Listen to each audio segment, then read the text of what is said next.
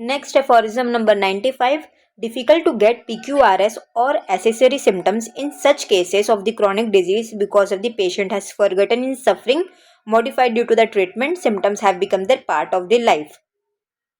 सो aphorism number 95 में ये कहा गया है कि हमें एसेसरी सिम्टम्स मतलब PQRS सिम्टम्स को इंक्वायर करना है क्रॉनिक डिजीज में.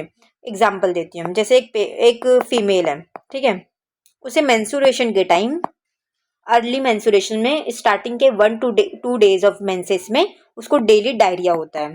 ठीक है, जब से उसको पीरियड्स आना शुरू हुए हैं स्टार्टिंग के 1 to 2 day में उसको डेली डायरिया होता है. फिर उसके बाद उसका मोशन नॉर्मल हो जाता है. तो ऐसे हमेशा हर मंथ उसके साथ हो रहा है. तो उसको क्या लगता है कि ये मेरे लिए नॉर्मल है, ये मेरा पार्ट ऑफ लाइफ है, ये मतलब हैबिचुअल हो चुकी है वो फीमेल उस चीज़ के लिए. तो वो ऐसे PQRS सिम्टम्स और ऐसे एसेसरी एक्स्ट्रा सिम्टम्स डॉक्टर से शेयर नहीं करती है.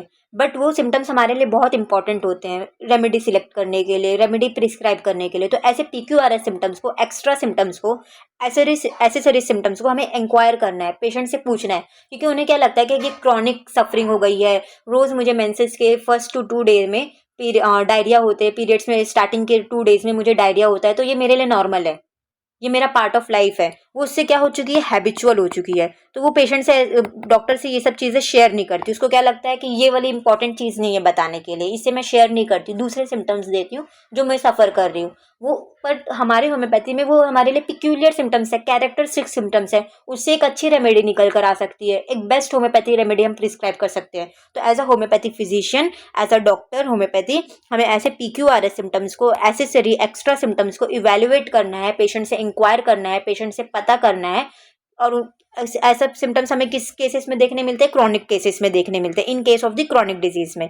तो वो पेशेंट के वो ऐसे सफरिंग को क्या करता है, भूल जाता है या फिर मॉडिफाई हो जाता है. उसके ट्रीटमेंट जो भी उसने पहले ट्रीटमेंट लिया उस ट्रीटमेंट से उससे मॉडिफाई हो गया है. तो अभी उसके पास वो भूल गया है कि पहले होता था अब नहीं होता है, तो अब नहीं बताऊंगा, अब मैं शेयर नहीं करूंगा. या फिर वो उस ऐसे पेशेंट क्या हो जाते हैं, ऐसे सफरिंग से हैबिचुअल हो जाते हैं, उनके लिए पार्ट ऑफ लाइफ हो जाता है.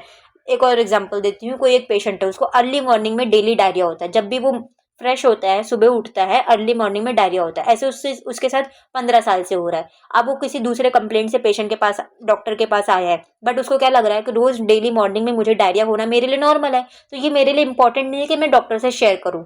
तो ऐसे ऐसे PQRS सिम्टम्स, ऐसे एसेसरी सिम्टम्स हमें एवेल्युएट करना है. ये हमारे होम्योपैथी में कैरेक्टरिस्टिक पिक्यूलर सिम्टम्स होते हैं, ये हमारे लिए इंपॉर्टेंट होते हैं.